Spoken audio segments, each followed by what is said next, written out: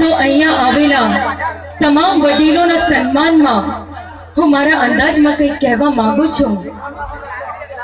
બગડેલા કેસને જે સુધારે તે વકીલ કહેવાય, બગડેલા કેસને જે સુધારે તે વકીલ કહેવાય, પણ કેસને બગડવા જ ના દે એવા આપણા વડીલ કહેવાય।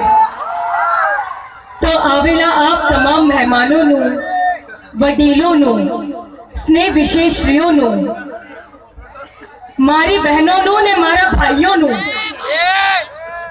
શું થયું? ભાઈ નહીં એટલે મને તો એમ હતું કે રક્ષાબંધન કરવા અહીંયા આવો।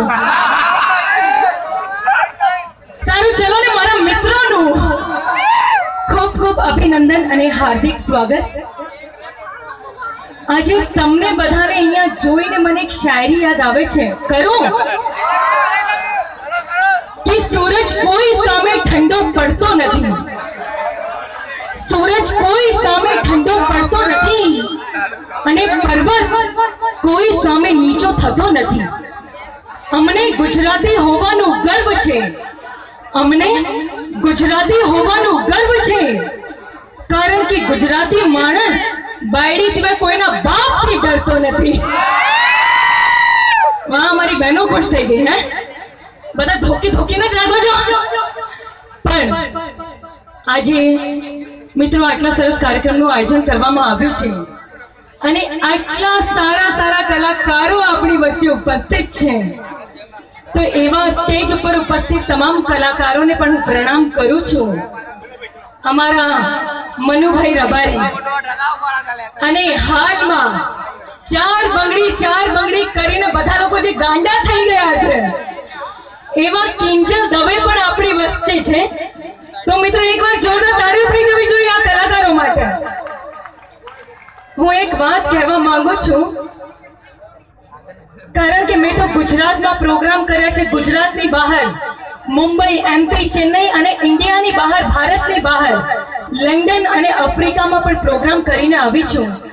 પણ એક વાત તો હું ગર્વથી કરું છું કે આજે પણ લોકો ઘરથી બહાર નીકળતા બીવે છે, અરે આજે પણ લોકો ઘરથી બહાર નીકળતા બીવે છે।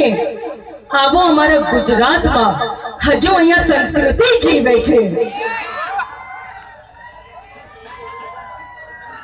તો આપણા ગુજરાતના સંસ્કાર સંસ્કૃતિની વાતો જ્યારે ઓલ ઓવર વર્લ્ડમાં થતી હોય તો આપણા માટે ગર્વની વાત છે મિત્રો।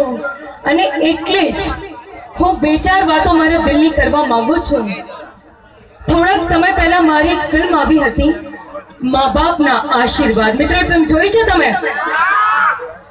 એ ફિલ્મ કર્યા પછી મને એક વાત જાણવા મળી છે કે ऊपर जिसका अंत नहीं उसे आसमां कहते हैं, ऊपर जिसका अंत नहीं उसे आसमां कहते हैं, और इस जहां में जिसका अंत नहीं उसे मां कहते हैं।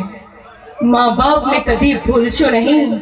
અને એક નાનકડી વાત આપ તમામ લોકોને કરવા માંગુ છું કે જિંદગી એવી ના જીવો કે કોઈ ફરિયાદ કરી જાય, જિંદગી એવી ના જીવો કે કોઈ ફરિયાદ કરી જાય, પણ એવું જીવો કે ફરી યાદ કરી જાય। તો બસ તમે અમને યાદ કરતા રહો, અમે તમને યાદ કરતા રહીએ। ચલો એક સવાલ કરો, અહીંયા કેટલા પરણેલા બેઠા છે? હાથ ઊંચો કરજો। પેલા કાકા કેમ બે હાથ ઊંચા કરે છે? બે લગન કરે કાકા? નીચે લઈ લીધા। અચ્છા, બેરે વાળા તો ઘણા બધા છે અહીંયા। અને આ શું, આ ખાલી માંડમાં ખાલી 10 હાથ ઊંચા થાય કેમ ભાઈ? આખું હિંમતનગર માંડવથી જ ભરેલું છે। તો આટલા બધા નાના નાના છોકરાઓ ક્યાંથી આયા? બાજુવાળાને તેડીને લાયા? બહુ હિંમત વાળા, હિંમતનગર વાળા તો તમે તો લંડન અમેરિકા કરતા એડવાન્સ છો।